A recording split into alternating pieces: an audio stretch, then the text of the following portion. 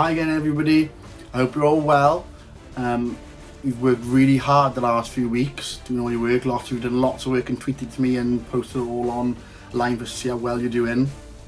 But it's half term next week, so you've got a little week off, and the sun has kind of returned a little bit. It's a bit windy at the moment, but the sun has returned, so hopefully, fingers crossed, you've got some nice sunshine for your half term week off and you can get out of the garden and have a bit of fresh air. We are on to our fourth story. I can't believe we've read 3 already.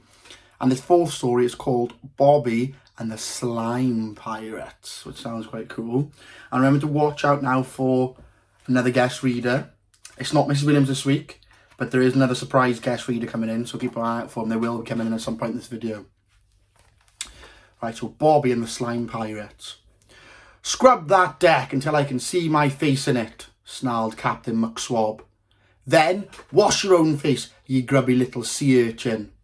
Bobby nodded and scrubbed in silence. "I want this ship to shine for when I catch up with those slime pirates," said Captain McSwab. "The day I sink those scabby scruffs will be the finest day of my life." As the captain strode away in his spotless white pirate suit, Bobby sighed. "This is so unfair," he thought. "When I ran away to sea to become a pirate, I thought my life would be full of adventure and danger. But I haven't even fired a single cannon or seen a single treasure chest." In fact, the closest Bobby had come to treasure was the captain's gold tooth right at the back of his mouth. Yuck. "I've joined the least piratey pirate crew in the world. All I do is clean, clean, clean." He looked down at his to-do list from the captain. "Wash the crew's socks, that's 99 in all, as cook has a wooden leg.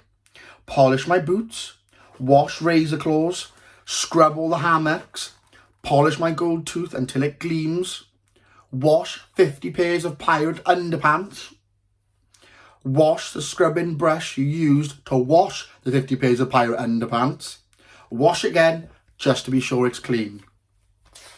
And it went on like that for 5 more pages. By bedtime, Bobby was so tired he could barely crawl into his spotless hammock. But as he drifted off, there was a shout. "Enemy ship to starboard, Captain." "The slime pirates," cried the captain. "Those dirty sea dogs. Ha! Now's my chance to be rid of them once and for all." Bobby leapt out of his hammock, excitement at last. He'd heard about the slime pirates, whispered stories of grimy pirates who were always coated in a thin layer of slime, thanks to the sea monsters they kept as pets. He'd always wanted to see the slime pirates in the flesh, and there they were, in a black and stinky ship, dripping with revolting goo. The captain was a bald woman whose hair stood stiff with dirt. She was covered in so much sea monster gunk that even her face gleamed green. Just before the slime pirates swung across to board the shiny tuppence, there was a furious boom. Captain McSwab was firing the cannons. Boom! The next cannonball tore a huge hole in the enemy ship, and it swiftly sank beneath the waves. "Ha!" laughed Captain McSwab in triumph. "May the ocean wash you clean, you filthy varmint. I've got those grimy greaseballs at last." The slime pirates were splashing around in the sea, blinking in surprise. The captain cheered again, then threw a cloth at Bobby. "Now, polish those cannons," he ordered. As the captain stalked off to celebrate with a soapy bath, Bobby got to work. But he was so exhausted that he fell asleep draped over one of the cannons. He awoke to find a rough hand stealing over his mouth. He tried to cry out, but another arm grabbed him from behind and shoved him into a scratchy, smelly sack. In fact, the smell was so disgusting, he fainted. When he came to, Bobby was on his back on a beach, staring up at a circle of dirty, slime-coated faces. "You're the slime pirates," cried Bobby. "Aye, and I'm Captain Gunge. Pleased to meet you, boy." "My name's not Boy, it's Bobby," said Bobby. He was too annoyed to be scared. "And I'm not pleased. You stuffed me in a sack and kidnapped me. A really, really smelly sack." Captain Gunge laughed, a great big noisy laugh that shook slime from her skin and dirt from her hair. "I like you," she said. "The thing is, We need a cabin boy. So we stole you. That's what slime pirates do. We steal whatever it isn't nailed to the decks. She grinned, showing black teeth. Bobby had to admit that's why he'd gone to sea, to be a real pirate. But why should I trust you? He said. You shouldn't. We're a crew of scary sea dogs, said Captain Gunge. But if you join us, we can show you more marvels in one day than you've seen in your short life.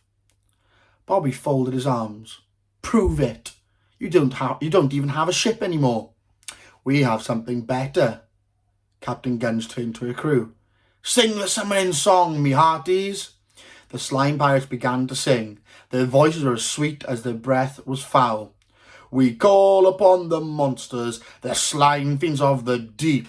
Rise up and join us. We wake you from your sleep. As the pirates stopped singing, the sea began to ripple. Then the ripples turned into waves, crashing down onto the beach. A dozen slimy heads rose out of the water. The monsters stretched up their long, long necks, and their teeth, as sharp as knives, flashed in the sunlight. Each beast had long waggling tentacles that oozed with slime. Sea monsters, cried Bobby. So the legends are true. Do you really ride them? Captain Gunge just smiled and waved to the creatures. The sea beasts waved their tentacles in return. Roar! They growled as one. The slime-coated captain leaped onto the back of the nearest monster. She held out her hand to Bobby. Would you care to join us for a ride? I have a bone to pick with your Captain McSwab. Bobby took her hand and Captain Gunge pulled him up behind her. She patted the creature's flank as the other pirates leaped onto their mounts. Okay, Slimebelly, ready to go? Make for the shiny tuppence ship. Slimebelly, the sea monster, roared in agreement and sped towards the shiny tuppence, powering through the water with its churning tentacles.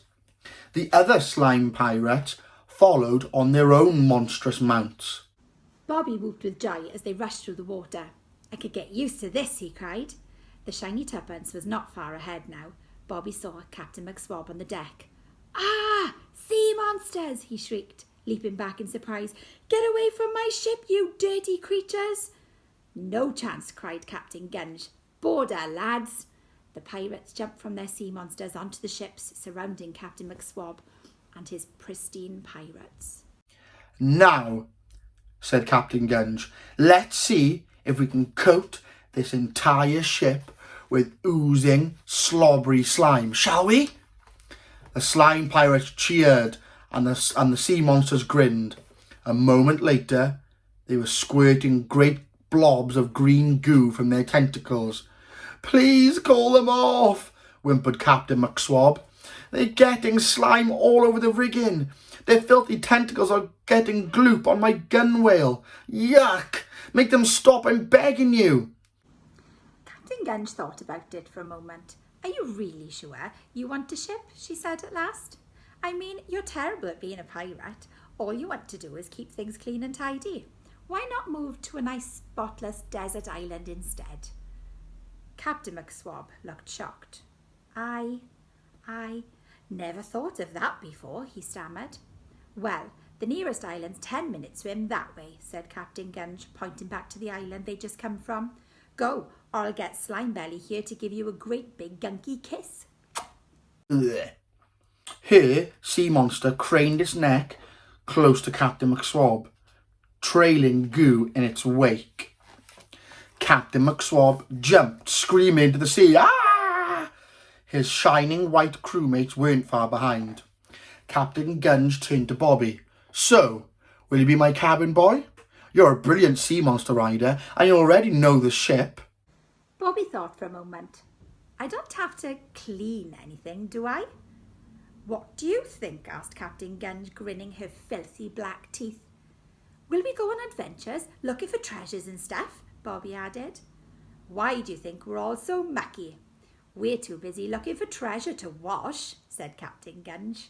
She clapped him on the back. It left a sticky mark behind. Bobby smiled.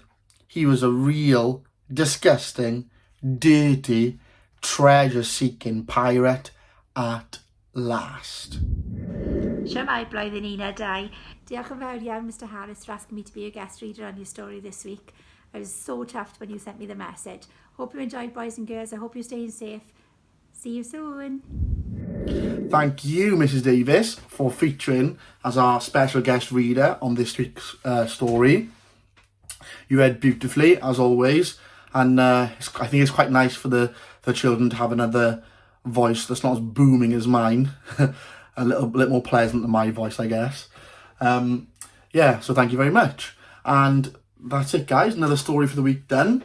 I hope you really enjoyed it. Like I said plenty of times before, you can comment on the link below, or you can comment on Twitter. Perhaps you can tell us your favourite part, or your favourite picture, your favourite illustration you saw. Yeah, and it's half term next week, so you've got a week off work. But hey, I won't be setting any work for you because lots of you worked really, really hard, so you deserve a little week's break off. And like I said, fingers crossed, the weather's sunny for you, so you can get out in the garden and have a bit of fresh air and enjoy the sunshine. And yeah, I'll see you after half term with some more stories and a little bit more work for you. Stay safe, guys. Bye.